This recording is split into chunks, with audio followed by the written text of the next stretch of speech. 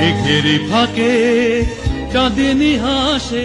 বাংলার Elvis Presley খ্যাত ৮০ দশকের হার্টথ্রোব নায়ক জাফর ইকবাল ভেঙেছে পিঞ্জর, মেলেছে ডানা। শুধু অভিনয় বা গান দিয়ে নয়, ব্যক্তিত্বের আবেদন, পোশাক, স্টাইল সব মিলিয়ে তিনি ছিলেন যেন এক গল্পের রাজকুমার। তার প্রতি শ্রদ্ধা, ভক্তি, ভালোবাসা সবই দ্বিগুণ হয় এই ভেবে যে তিনি জাতির শ্রেষ্ঠ সন্তানদের একজন, বীর মুক্তিযোদ্ধা। জাফর ইকবাল ১৯৫০ সালের ২৫ সেপ্টেম্বর ঢাকার গুলশানে এক অভিজাত পরিবারে জন্মগ্রহণ করেন।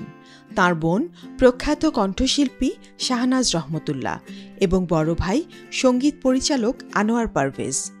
জাফর ইকবালও গায়ক হিসেবে ছিলেন অনন্য। গড়ে তুলেছিলেন ব্যান্ড দল রোলিং স্টোন। ক্যারিয়ারে জাফর ইকবাল প্রায় ১৫০টির মতো চলচ্চিত্রে অভিনয় করেছেন।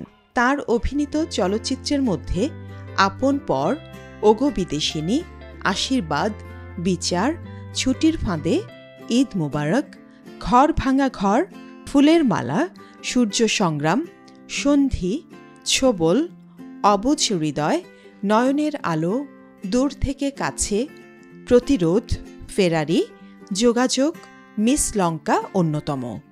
তিনি প্রযোজক হিসেবেও আত্মপ্রকাশ করেছিলেন। প্রেমিক সিনেমাটি তার প্রযোজনায় নির্মিত হয়। তুমি আমার জীবন। ব্যক্তিজীবনে তিনি ভালোবেসেই বিয়ে করেছিলেন সোনিয়াকে।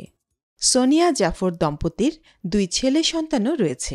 আমার সারা দেহ খেয়ে ঘুমাটি। বহেমিয়ান স্বভাবের এই নায়ক শরীরে মনে নানা রকম রোগে শোকে ভুগে ১৯৯২ সালের ৮ জানুয়ারি জাগতিক ভ্রমণ শেষ করে পাড়ি দেন অনন্ত যাত্রায়। তার অমর স্মৃতির প্রতি এনিগমা টিভির বিনম্র শ্রদ্ধা ও ভালোবাসা।